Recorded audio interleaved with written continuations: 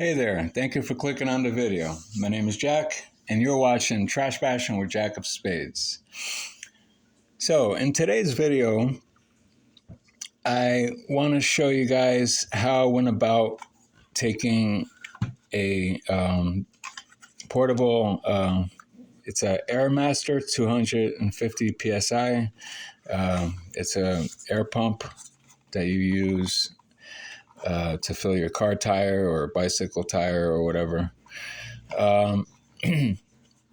And I wanted to make it rechargeable because I do have an air pump that I use for my air brusher, but it's not rechargeable, and I'm always unplugging things in my shop and I'm always fiddling with wires and unplugging stuff to plug other stuff in and vice versa. And it's just, it's a nuisance. So I wanted to make a portable, rechargeable one. And I think I accomplished that. I could have done better had I had the right charger and the right batteries, but it works and it'll serve its purpose for what I made it for anyway. So I'm going to stick with this one with the 6 volts. This operates on 12, so I'm only using half of the power. So I'm only going to get half of the power out of this and half of the time that I can be using this. Actually, less than half. I don't know how long it takes to recharge one of these, but I left it charging for like half an hour, and it lasted about half an hour. 20 minutes at max potential, and then the other 10 minutes it got a little weaker. So you figure if you fully charge it, it'll probably last a good half an hour, maybe a little more than that. And then you can always swap the battery out and change it when it starts getting weak. You can always swap it out. Once you get the feel for it and you know pretty much how much time you got to paint, you can stop painting before it gets too weak, and then you just swap out the battery to keep things going. So yeah, the way I went about doing this was I got 2 of these, okay? You can use drill ones, the ones from the drill. Just don't go over the voltage that's required, because then you'll burn out the motor, okay?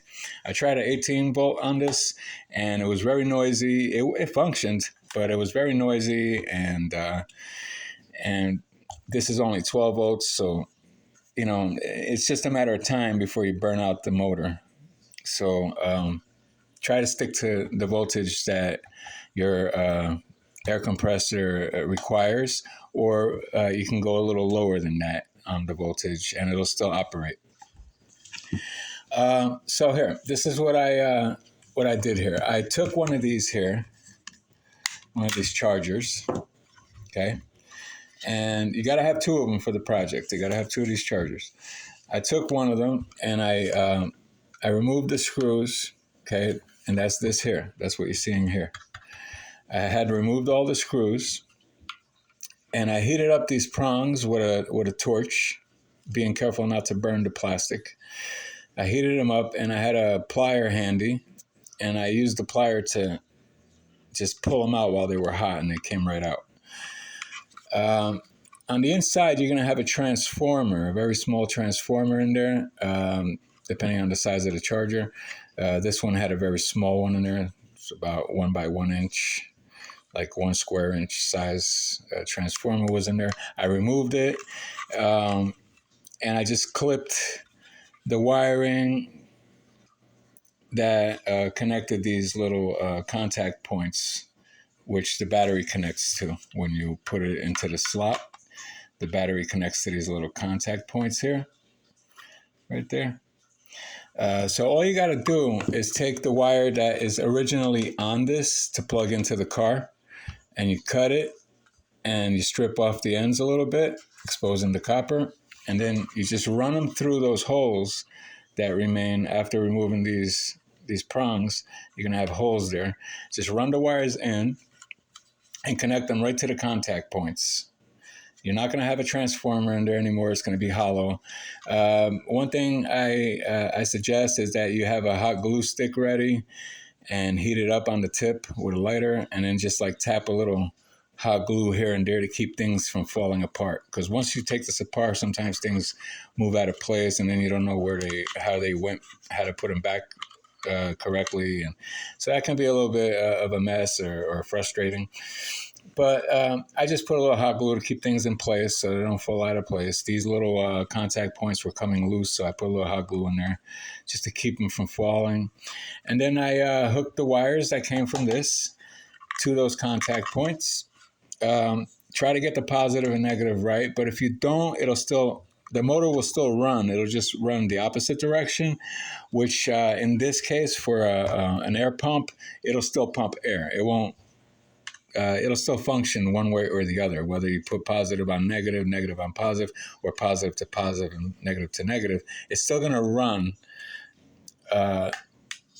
It's still going to do the same thing. It's still going to blow air out of this hose either way. I figured out which one was the positive, and I hooked them in correct order. So here I don't have a switch, an on and off switch, but I do have a place where I'm going to put one, and that's this little slot right here, this little hole. And I got some little loose wires in there. I left it a little extra long, the wire, so that I can have some access to it still. And I'm going to drill a hole underneath and run the wires into this through here, and then put a little on and off switch so I can turn it on and off. But for now, it will turn on and off by plugging in the battery. And I'll do that right now to show you how it operates.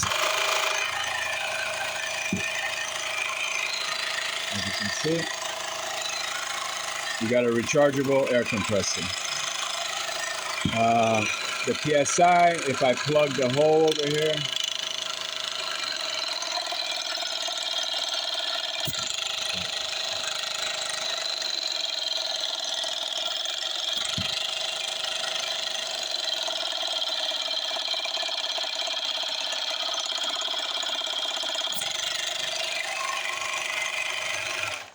okay, I got the PSI up to 45, and that's because I've been using this battery, so it's not fully charged. But it will go up to 60 for sure, and even more than that, depending on how airtight the plug is. When I plug it with my finger, air escapes, so it doesn't give the full potential of PSI.